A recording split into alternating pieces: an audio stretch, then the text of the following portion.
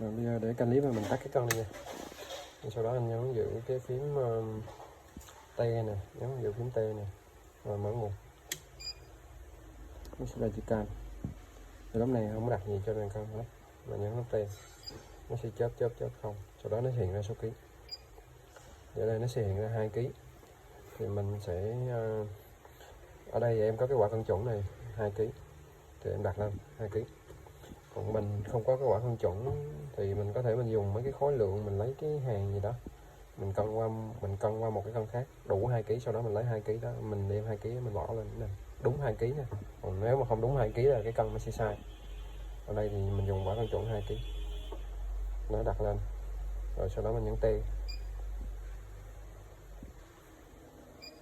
rồi sau đó mình nhấn M cộng cell để lưu và thoát ra, mình sẽ pass rồi xong mình thoát ra. Rồi 2000 gram xong.